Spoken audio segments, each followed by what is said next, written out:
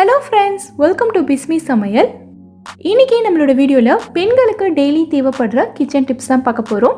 இந்த டிப்ஸ் எல்லாமே நம்மளோட டெய்லி வேலைகள்ல ரொம்பவே யூஸ்ஃபுல்லா இருக்கும். என்னென்ன டிப்ஸ்ங்கறத நம்ம இப்ப பார்க்கலாம்.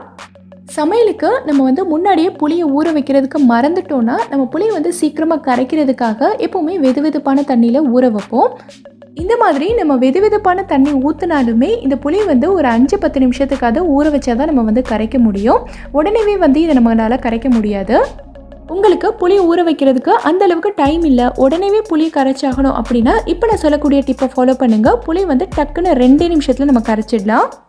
புளியில் கொஞ்சமாக வெதுவெதுப்பான தண்ணி சேர்த்துட்டு கூடவே கொஞ்சமாக உப்பு சேர்த்துருங்க. இந்த மாதிரி உப்பு சேர்த்துட்டு 1-2 நிமிஷத்துக்கு இதை அப்படியே விட்டுருங்க.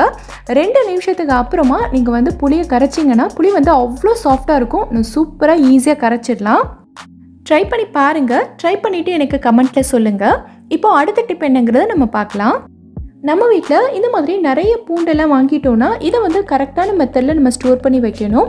அப்போ தான் நமக்கு ரொம்ப நாளைக்கு வச்சு யூஸ் பண்ண முடியும். இல்லைனா சீக்கிரமாக கெட்டு போயிடும்.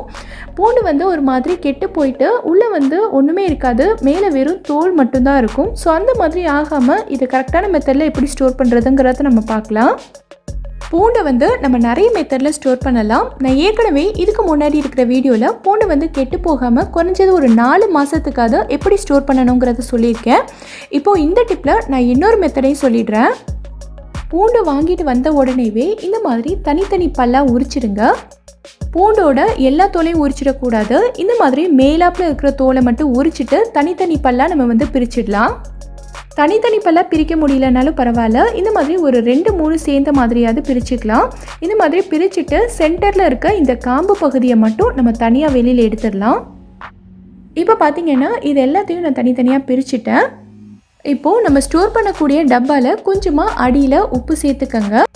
உப்பு சேர்த்துட்டு இந்த பூண்டு எல்லாத்தையும் இது மேலே நம்ம போட்டுடலாம். இந்த மாதிரி நம்ம பூண்டை தனித்தனி பல்லாக பிரிச்சுட்டு ஸ்டோர் பண்ணும்போது பூண்டு நமக்கு அவ்வளோ சீக்கிரமாக கெட்டு போகாது, ரொம்ப நாளைக்கு இருக்கும்.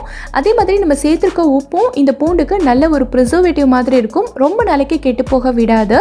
இந்த மெத்தடில் நீங்கள் ட்ரை பண்ணி பாருங்கள், கண்டிப்பாக ஒர்க் அவுட் ஆகும். நம்ம வீட்டில் குழந்தைங்களுக்கெல்லாம் ஆப்பிள் கட் பண்ணி கொடுக்கும்போது பார்த்திங்கன்னா ஆப்பிள் கட் பண்ண உடனேவே இது கலர் மாறிடும்.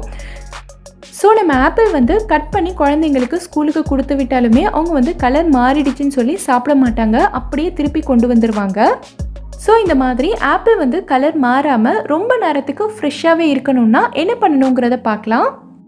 ஒரு பவுலில் கொஞ்சமாக தண்ணி எடுத்துக்கங்க. இந்த தண்ணியில் கொஞ்சமாக உப்பு சேர்த்து நல்லா கலந்து விட்டுக்கலாம். இப்போது கட் பண்ண ஆப்பிளை இந்த தண்ணியில் போட்டு ஒரு 5 நிமிஷத்துக்கு இதை அப்படியே விட்டுருங்க. ஒரு 5-10 நிமிஷத்துக்கு நல்லா ஊறினதுக்கு அப்புறமா நம்ம ஆப்பிளை தண்ணியிலேருந்து வெளியில் எடுத்துக்கலாம். இப்போது இந்த ஆப்பிள் நமக்கு ரொம்ப நேரத்துக்கு கலர் மாறாமலே இருக்கும். இந்த மாதிரி நீங்கள் செஞ்சு குழந்தைங்களுக்கு ஸ்கூலுக்கு கொடுத்து அனுப்பலாம். இந்த மெத்தடில் நீங்கள் ட்ரை பண்ணி பாருங்கள். நம்ம வீட்டில் இந்த மாதிரி நிறைய தேங்காயெல்லாம் வாங்கிட்டோன்னா இதை ரொம்ப நாளைக்கு கெட்டு போகாமல் நல்லா ஃப்ரெஷ்ஷாகவே எப்படி ஸ்டோர் பண்ணணுங்கிறத பார்க்கலாம். ஃபஸ்ட்டு நம்ம இந்த தேங்காய் ஓட்டிலேருந்து தேங்காயை மட்டும் தனியாக பிரித்து எடுக்கணும். இதுக்கு நிறைய மெத்தட் இருக்குது. நான் இன்றைக்கி ஒரு ரொம்ப ஈஸியான மெத்தட் உங்களுக்கு சொல்கிறேன். தேங்காவை உடைச்ச உடனேவே இதை 1 மணி நேரத்துக்கு ஃப்ரிட்ஜில் வச்சுருங்க. ஃப்ரிட்ஜில் வச்சிங்கன்னா 1 மணி நேரம், ஃப்ரீசரில் வச்சிங்கன்னா 30 நிமிஷம் வச்சா போதும். 1 மணி நேரத்துக்கு அப்புறமா ஃப்ரிட்ஜிலேருந்து எடுத்துகிட்டு ஒரு கத்தி அப்படி இல்லைன்னா இந்த மாதிரி தேங்காய் கீறுறது வச்சு லைட்டாக கீறினீங்கனாலே போதும். தேங்காய் ரொம்ப ஈஸியாக கலண்டு வந்துடும்.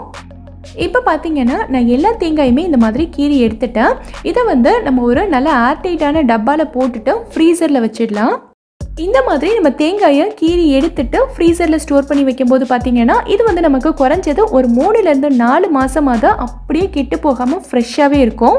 இந்த பாக்ஸில் இருக்க தேங்காய் பார்த்தீங்கன்னா நான் போன மாதமே ஸ்டோர் பண்ணி வச்சுருந்தது. இதிலேருந்து நமக்கு தேவையான பீஸ் மட்டும் எடுத்து கொஞ்சம் நேரம் தண்ணியில் போட்டு வச்சுருந்தோன்னா இது ரூம் டெம்பரேச்சருக்கு வந்துடும். அதுக்கப்புறமா நம்ம யூஸ் பண்ணிக்கலாம். இந்த டிப் உங்களுக்கு ரொம்ப யூஸ்ஃபுல்லாக இருக்கும், ட்ரை பண்ணி பாருங்கள். நம்ம வீட்டில் உளுந்த வடை செய்யும்போது நிறைய பேருக்கு பார்த்தீங்கன்னா வடை ரொம்ப ஹார்டாக வரும், அதே சமயம் எண்ணெயையும் அதிகமாக இழுக்கும். ஸோ அந்த மாதிரி ஆகாமல் வடை நல்ல சாஃப்டாக கிறிஸ்பியாக பர்ஃபெக்டாக வர்றதுக்கு என்ன பண்ணணுங்கிறத நான் இப்போ சொல்கிறேன். எப்போவுமே உளுந்த வடைக்கு மாவு அரைக்கும் போது பார்த்தீங்கன்னா நம்மளோட மிக்ஸியோ கிரைண்டரோ சூடாகவே கூடாது. அந்த மாதிரி கிரைண்டர் வந்து சூடாயிடுச்சுன்னா நமக்கு மாவும் ஆட்டோமேட்டிக்காக சூடாயிரும். அந்த மாதிரி நம்ம சூடான மாவில் வடை சுட்டோன்னா வடை வந்து ஹார்டாக தான் வரும். அதனால் வடைக்கு மாவு அரைச்ச உடனேவே இதை வந்து ஒரு அரை மணி நேரத்துக்கு நம்ம ஃப்ரிட்ஜில் வச்சிடலாம். ஃப்ரீசரில் வைக்கக்கூடாது, ஃப்ரிட்ஜில் தான் வைக்கணும். அரை மணி நேரத்துக்கு அப்புறமா நம்ம வெளியில் எடுத்துக்கலாம். இந்த மாவை நான் ஏற்கனவே ஃப்ரிட்ஜில் வச்சுட்டு தான் வெளியில் எடுத்திருக்கேன். இப்போது நமக்கு உளுந்த வடை வந்து எண்ணெயை அதிகமாக இழுக்காமல் நல்லா சாஃப்டாக கிறிஸ்பியாக வர்றதுக்கு என்ன பண்ணணுங்கிறத பார்க்கலாம். ஃப்ரிட்ஜில் இருந்து வெளியில் எடுத்த உடனேவே மாவை வந்து இந்த மாதிரி கையாலேயே நல்லா கலந்து விட்டுருங்க. ஒரு 5 நிமிஷத்துக்கு இந்த மாவை வந்து நல்லா அடித்து கலந்து விடுங்க. இந்த மாதிரி நம்ம கலந்து விடும்போது பார்த்திங்கன்னா மாவில் நல்ல ஏர் பபிள்ஸ் ஃபார்ம் ஆகும். இந்த ஏர் பபிள்ஸ் தான் நம்ம உளுந்த வடைக்கு நல்ல சாஃப்ட்னஸ் கொடுக்கும். 5 நிமிஷத்துக்கு இந்த மாதிரி நல்லா கலந்து விட்டதுக்கப்புறமா நம்ம எப்பயும் போல் வெங்காயம், பச்சை மிளகாய், இஞ்சி, மிளகு, சீரகம் இதெல்லாம் சேர்த்து நம்ம வந்து வடை சுட்டுக்கலாம். இந்த டிப்ஸ் எல்லாத்தையும் ஃபாலோ பண்ணி நம்ம உளுந்த வடை செய்யும்போது வடை வந்து எண்ணெயை அதிகமாக இழுக்காமல் நல்ல சாஃப்டாக கிறிஸ்பியாக பர்ஃபெக்டாக வரும். ட்ரை பண்ணி பாருங்கள். ட்ரை பண்ணிவிட்டு உங்களோட ஃபீட்பேக்கை எனக்கு கமெண்ட்டில் சொல்லுங்கள். இந்த மாதிரி கிரேப்ஸ் எல்லாம் பார்த்திங்கன்னா நம்ம சாப்பிட்றதுக்கு முன்னாடி நல்லா கழுவணும். இது வந்து குழந்தைங்களுக்கெல்லாம் ரொம்ப பிடிக்கும். நம்ம வந்து இதை சரியாக கழுவாமல் லைட்டாக தண்ணியில் போட்டு அலசிட்டு கொடுத்துட்டோன்னா சிலருக்கு பார்த்திங்கன்னா தொண்டையில் ஒரு மாதிரி இது சாப்பிட்டதுக்கப்புறமா கரன்னு இருக்கும். ஸோ அந்த மாதிரி ஆகாமல் இருக்கிறதுக்கு நம்ம என்ன பண்ணணுங்கிறத நான் சொல்கிறேன். ஒரு பாத்திரத்தில் கொஞ்சமாக தண்ணி எடுத்துகிட்டு இதில் வந்து கொஞ்சமாக மஞ்சள் தூள் சேர்த்துக்கலாம். கூடவே கொஞ்சமாக உப்பும் சேர்த்துக்கங்க. இப்போது இதில் கிரேப்ஸ் எல்லாத்தையும் போட்டு ஒரு 5 நிமிஷத்துக்கு அப்படியே நல்லா ஊற விட்டுருங்க. 5 நிமிஷம் நல்லா ஊறினதுக்கப்புறமா இதை வந்து நல்லா அலசிட்டு தண்ணியிலேருந்து வெளியில் எடுத்துருங்க. மறுபடியும் இதை சாதாரண தண்ணியில் போட்டு நல்லா கழுவி எடுத்துக்கலாம். இந்த மெத்தடில் நீங்கள் வந்து கழுவிட்டு எவ்வளோ திராட்சை பழம் சாப்பிட்டாலும் சரி உங்களுக்கு வந்து தொண்டையில் ஒரு மாதிரி கரன்னு இருக்காது. ரொம்ப பெட்டராக ஃபீல் பண்ணுவீங்க. ட்ரை பண்ணி பாருங்கள். நம்ம வீட்டில் இந்த மாதிரி பெரிய பெரிய பிளாஸ்டிக் டப்பாலாம் நிறையா இருக்கும். இது வந்து நம்ம அரிசி, கோதுமை மாவு, அரிசி மாவு இதெல்லாம் போட்டு ஸ்டோர் பண்ணுறதுக்கு யூஸ் பண்ணுவோம். ஆனால் இந்த மாதிரி பிளாஸ்டிக் டப்பாவில் ஒரு சில டப்பாவுக்கு பார்த்திங்கன்னா மூடி வந்து ரொம்ப லூஸாக இருக்கும். இந்த மாதிரி மூடி லூஸாக இருக்கிற டப்பாவில் நம்ம வந்து அரிசி, மாவெல்லாம் போட்டு ஸ்டோர் பண்ணி வச்சுருந்தோன்னா இதில் ரொம்ப சீக்கிரமாக வண்டு, சின்ன சின்ன பூச்சி எல்லாம் வர ஆரம்பிச்சிடும். ஸோ இந்த மாதிரி லூஸாக இருக்கிற டப்பாவோட மூடி எல்லாத்தையும் இந்த டிப்பை ஃபாலோ பண்ணி நீங்கள் வந்து நல்லா டைட்டாக க்ளோஸ் பண்ணி வைக்க முடியும். எப்படிங்கிறத பார்க்கலாம். இந்த மாதிரி ஒரு பிளாஸ்டிக் கவர் எடுத்துக்கங்க. இந்த கவரில் டப்பாவோட மூடியை வச்சு நம்ம நல்லா சுற்றிக்கலாம். இப்போ வந்து நம்ம டப்பாவை க்ளோஸ் பண்ணோன்னா டப்பா வந்து நல்லா டைட்டாக க்ளோஸ் ஆகும். எனக்கு இந்த மூடி வந்து கொஞ்சம் தான் லூஸாக இருந்ததுனால நான் இந்த மாதிரி ஒரு மெல்லிசான கவர் எடுத்திருக்கேன். உங்களுக்கு வந்து மூடி ரொம்ப லூஸாக இருந்ததுன்னா நீங்கள் கொஞ்சம் திக்கான கவர் எடுத்து நீங்கள் இதே மெத்தடில் பண்ணிங்கன்னா டப்பா வந்து நல்லா டைட்டாக க்ளோஸ் பண்ணலாம். மழை நேரத்துலலாம் நம்ம வந்து டப்பாவை நல்லா ஏர் டைட்டாக க்ளோஸ் பண்ணி வைக்கிறதுக்கு இந்த டிப் வந்து ரொம்பவே யூஸ்ஃபுல்லாக இருக்கும். ட்ரை பண்ணி பாருங்கள். நம்ம வீட்டில் இந்த மாதிரி மீனெல்லாம் சமைக்கும் போது பார்த்திங்கன்னா இதுலேருந்து ஒரு மாதிரி கவுச்சி வாடை வரும். இது வந்து நிறைய பேருக்கு பிடிக்காது. ஸோ அதனாலேயே வந்து மீன் சாப்பிட மாட்டாங்க. நான் இப்போ சொல்ல போகிற டிப் வந்து மீனுக்கு மட்டும் இல்லை, மீன், சிக்கன், மட்டன் எல்லா நான்வெஜ்ஜுக்குமே இந்த டிப் வந்து பொருந்தும். ஸோ இந்த மாதிரி மீன்லேருந்து கவுச்சி வாடை வராமல் இருக்கிறதுக்கு நம்ம என்ன பண்ணணுங்கிறத பார்க்கலாம். மீனை வந்து நல்லா க்ளீன் பண்ணி எடுத்ததுக்கப்புறமா இதில் கொஞ்சமாக மஞ்சள் தூளும் உப்பும் சேர்த்துக்கலாம்.